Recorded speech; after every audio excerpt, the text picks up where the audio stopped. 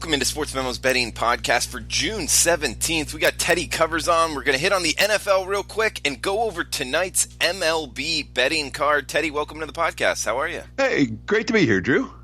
Great to have you, man. And when we're talking NFL, it doesn't get hey, man, we're talking Teddy Covers. You know, Teddy Covers NFL season win total report since 2001, 87-35. That's 71%. Yes, that's correct. 71% since 2001.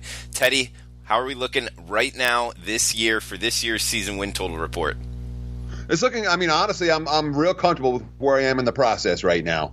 And that's putting it mildly. I feel like I'm in good shape. The short list is already there. We're narrowing down literally. I mean, I'm working on this every day. And that's what June is. It's in a heavy NFL month for me. So honestly, I feel in good shape. And obviously the report's going to come out. The win total report is going to come out at the I'm not sure what day in July, but it's going to come out in July. We figured out the date, didn't we? We did. It's towards the end of July. Oh, right. It's at the last week of July we're going to put it on. Because I'm going to, July is the time of year where I take my time off. I expect many of you take your time off. So once that period is done, last week of July, we'll have that win report out. But frankly, I'm looking forward to it. And of course, last year, with the 49ers under 8.5 winner, Bills under 6.5 winner, Chiefs over 8, that was a winner. Miami over 6.5, that was a wrong side winner.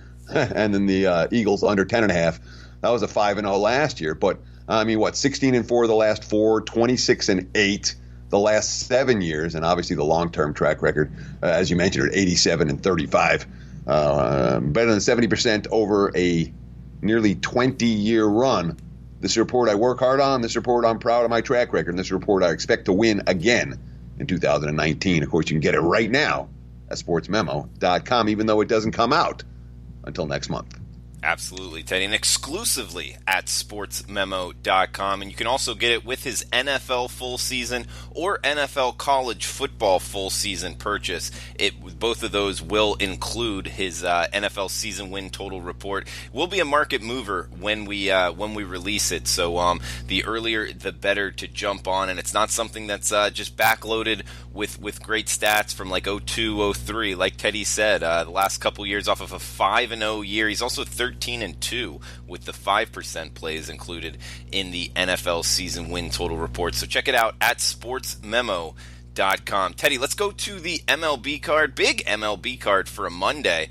Looks like we got a couple NL games here to talk. Just 1 second as I pull up the odds page here. But let's start off with an NL East matchup here. The New York Mets traveling to Atlanta to take on Soroka in the Braves.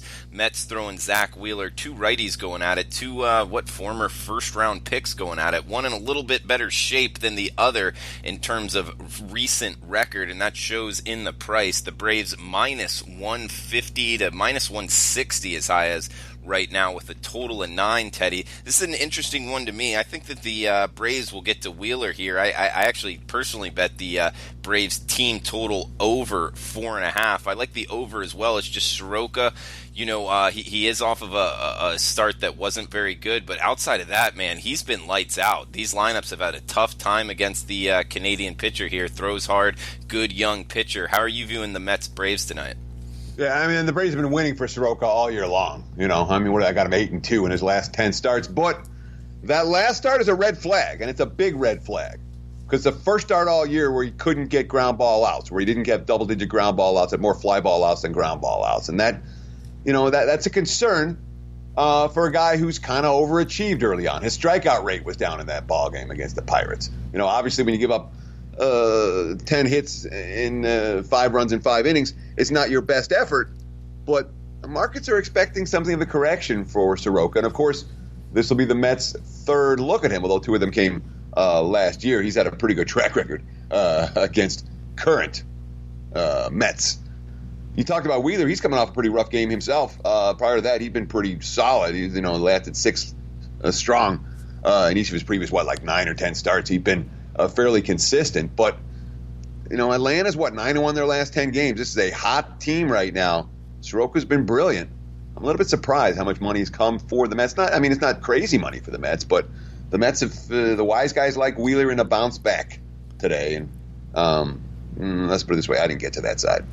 Yeah, Atlanta, number one in MLB the last 2 weeks in weighted on base average. So you talk about a hot lineup. It's for real. It's the hottest in MLB by depending what metric you look at. But we'll go to another NL East team here on the road at St. Louis, talking about the Miami Marlins throwing Hernandez. Michaelis on the hill for the Cards, commanding a $200 price tag here, so a $2 favorite. Cardinals at home. They performed very well down in South Florida just a week or two ago. Total at 8 in this one. How are you viewing the Fish and Cards tonight, Teddy? Well, Miami had their little run. You know, they played competitive ball for about a 3-week span. That was then.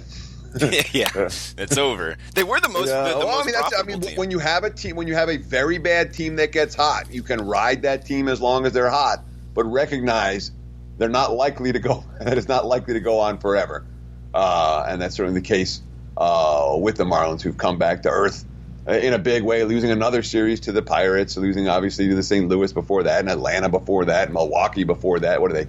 2-8 in their last 10 ball games, and a lot of them have been pretty ugly. And of course, when Caleb Smith went on the DL, it's not like Miami's loaded with quality starting pitching. That's why Elieser Hernandez gets the gig here. So you have a lineup that's not hitting, and we'll call him a quadruple A pitcher. A guy who probably should be in triple A right now, but is set in the big leagues. You can understand why St. Louis is chalk here. And of course, the Cards they had their own ugly stretch. They were kind of the opposite of Miami. They were 7-16 over a 23-game span in May. And St. Louis is better than that, and they've shown that. And winning 3 out of 4 against the Mets over the weekend, I've got a little bit of a buy sign on the Cardinals right now. Good stuff, Teddy. We got another one here in the NL. The Brewers heading west, taking on the San Diego Padres in later night action. We got Chacin on the hill versus Joey Lucchesi. Chacin, kind of an interesting, a tricky handicap a little bit here in on the MLB card. Chacin hasn't thrown in June, coming off of the IL here.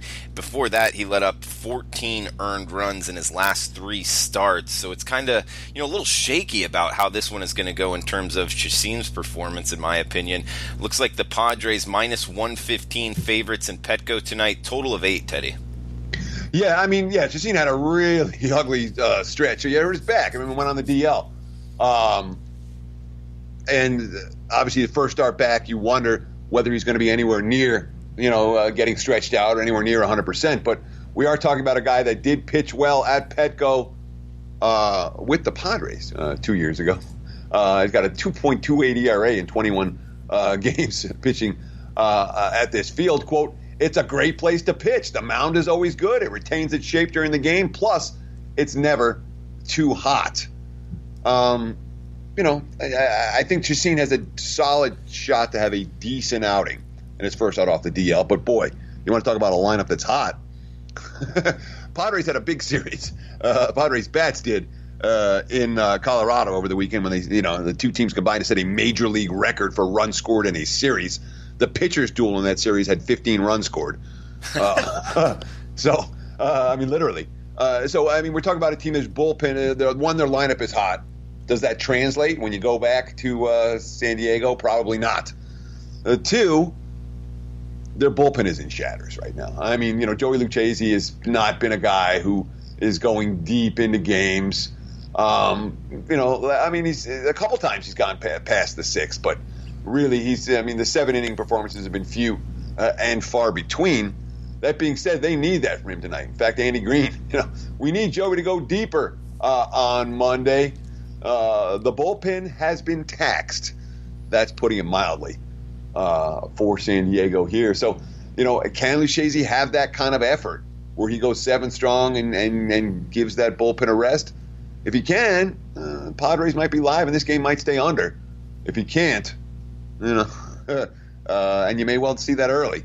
If you're live betting this one, something perhaps to pay attention to. Yeah, Lucchesi got a heck of a draw. I believe he was the one pitcher for the Pods in their rotation that didn't get a start in that series, right? Yes, and literally every other pitcher on the roster, I think, gave up hits. And the bullpen numbers were ugly.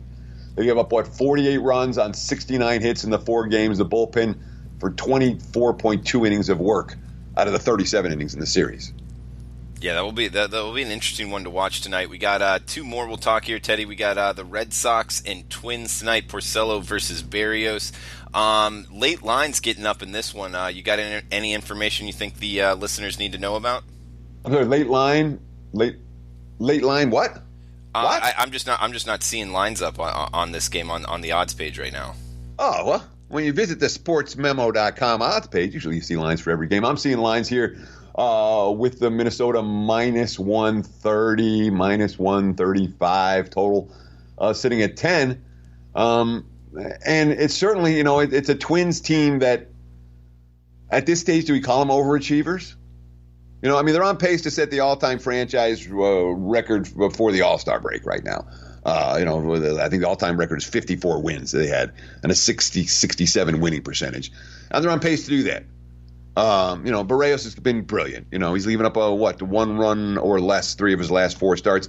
The advanced metrics are a little bit of concern. His advanced metric numbers are down from where they were earlier in the season, and most notably, giving up fly ball outs, which you don't necessarily want to do against a hot-hitting Red Sox lineup. Of course, they're hot-hitting because they faced Baltimore over the weekend. Not necessarily going to be quite as easy against that Twins bullpen. But on the other hand, Porcello, sharp home road dichotomy. He's been good at Fenway. You're looking at him on the highway. He's got an ERA over 6. And you're right. I refreshed the Sports Memo odds page, and sure enough, it's up there. So check it out. Great free live odds at sportsmemo.com, like always. Teddy, last game up, we got the Giants, we have the Houston Astros and the Cincinnati Reds. We got interleague action here. Miley versus Luis Castillo. Looks like Castillo and the Reds commanding a minus 120 price tag with a total of 8, Teddy. And I wanted to bring this game up in particular because this game is the epitome for me of what the baseball markets do. All right. Houston is 48-24 this season, and Cincinnati is 31-38. The Astros were the best road team in baseball last year. They're 21-13 on the highway this season. The Reds are a sub-500 team at the Great American Ballpark. Houston is a World Series contender. They are certainly one of the favorites and every bit deserving. Yes, they have had some injuries. They've also had a bunch of guys coming up that done very, very well at replacing those injured players. They're coming off a 12-0 loss yesterday. The Astros off a loss have been fantastic in recent weeks. But they're underdogs today. They're underdogs against a Reds team that, again, they just lost a series at home to Texas. They split with Cleveland before that. They lost to Philadelphia before that. Cincy is what they are. Miley's 10-4 this year. The Astros are 10-4 for Miley this year. Castillo's been brilliant. He's been as good as any pitcher in baseball. Reds are 7-7 for him so far this season. So the starting pitching in this matchup, markets don't like Miley. They haven't liked Miley. They love Castillo. Castillo's been brilliant. The starting pitching matchup says Cincinnati should be favored. That's the only matchup in this game that says Cincinnati should be favored. And this to me is one of these classic.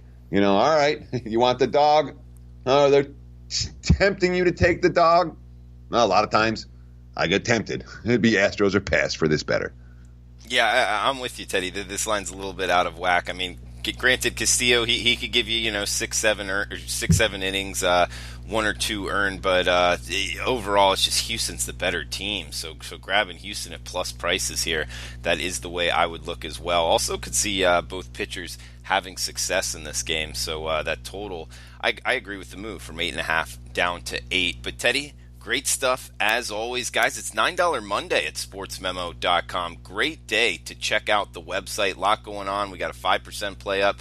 Teddy has his high-scoring slugfest up and available. And, of course, don't forget about his NFL season over-under wins report up and available at sportsmemo.com exclusively at sportsmemo.com, included in his full season football packages. Teddy, is there anything else you want to throw out there before we shut this down? Hey, man, that was quick and easy today. Thank you so much for taking time out of your busy day to spend with Drew and I right here on the Sports Memo podcast. Drew will be back again tomorrow. Who do you got tomorrow, Drew? I know there's good analysis on the way. We got week 2 CFL, every game on the board. So if you're into betting, a market that is beatable right now, and football is back. It's week 2 north of the border. So we got the CFL, every game on the board podcast tomorrow, Teddy. So best of luck with your bets, Teddy. Guys out there, thanks for tuning in. Best of luck with your bets. We'll talk tomorrow.